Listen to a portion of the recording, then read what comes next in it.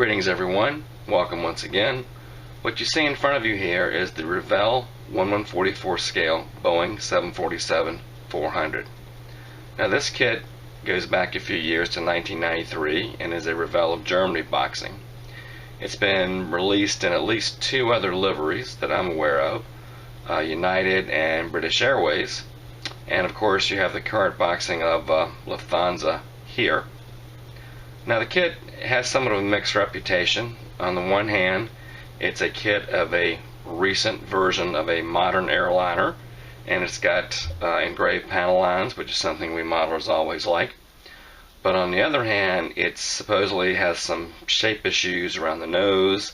It's got wing root fit issues and wing trailing edge accuracy issues, as well as the number 2 and number 3 engines supposedly hang a bit too low to the ground.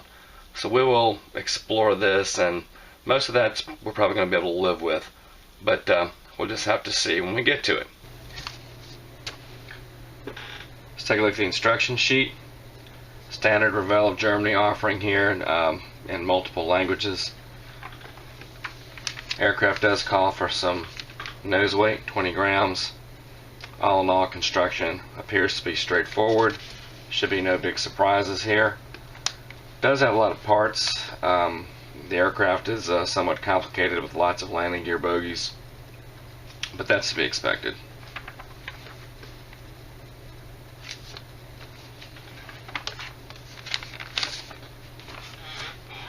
Let's take a look at the decal sheet. Pretty nice. What you expect for a modern kit. Lufthansa markings, of course, some walkway cheat lines, lots of stenciling for doors and whatnot, and we'll probably get some good usage out of this, but we're not going to actually do a Lufthansa aircraft, of course. Instead, we're going to do an Air Thailand aircraft. Now, these decals, jet decals out of Poland, feature what they call the Dragon Boat 747-400, and this is pretty cool. It's an extensive decal sheet, beautiful really, and I'm looking forward to doing this. Should be a lot of fun.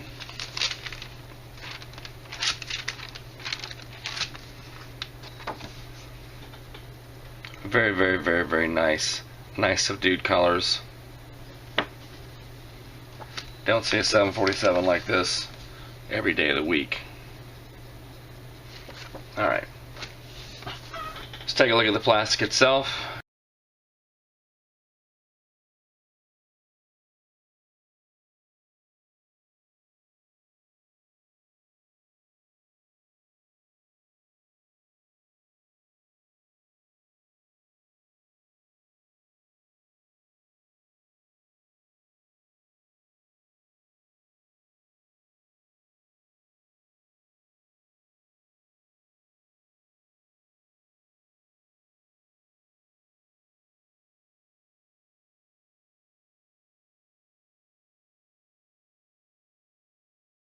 Now, I had a friend of mine over a couple days ago, and we actually started working on these together. He's got another one, looks just like this. Got the fuselage halves partially together, and it looks nice. You know, the kit has nice recessed panel lines, and a little out of scale, but you know, pretty much good enough.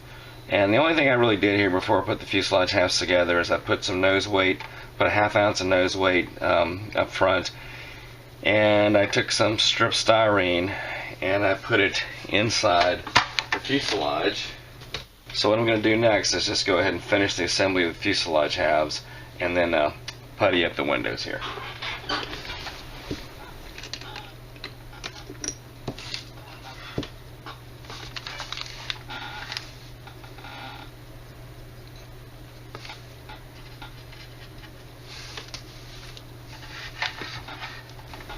Now I happen to be using Flexi-File Plasti-Weld, and it's comparable supposedly to 10X.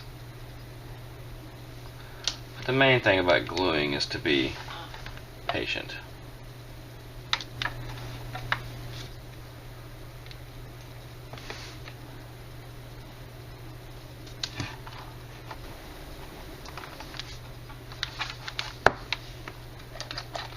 Sometimes I try different glues to see what's going to work the best on a given project.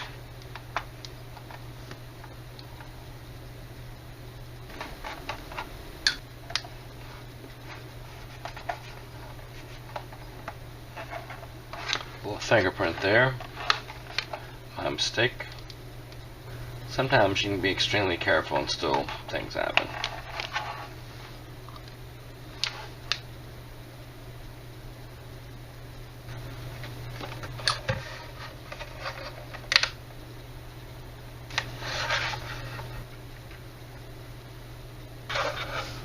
Okay, so we have a little bit of a mold damage here, a little bit of a short shot. So we will see how this plays out. This is going to be a little bit of a tricky gap, but we'll get it sorted. All right, so I'm not liking the look of this right here. Or this right here. That's very, very, very thin. So I'm gonna put a little shim in here to give those areas a little bit more strength. See what I got here. So what I've got here is some evergreen styrene, and I'm just gonna cut a few pieces here, a couple little pieces here. Okay. Try to give this area a little more strength. Just put a little shim in there. So while we're at it, we're going to go ahead and put this piece in. Button up our fuselage.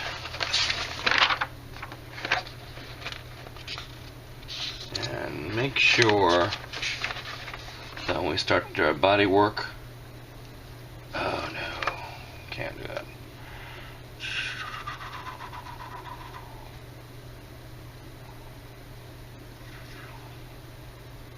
Here we go. You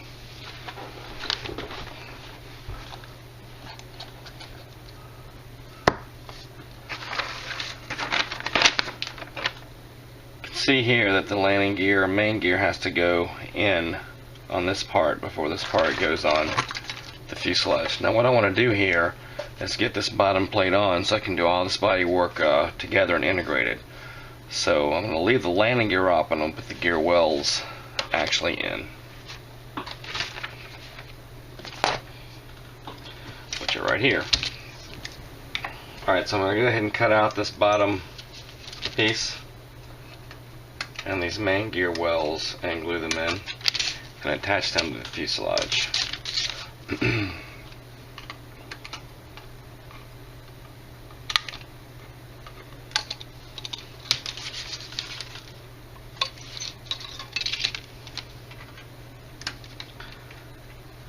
Parts do have some flash on them.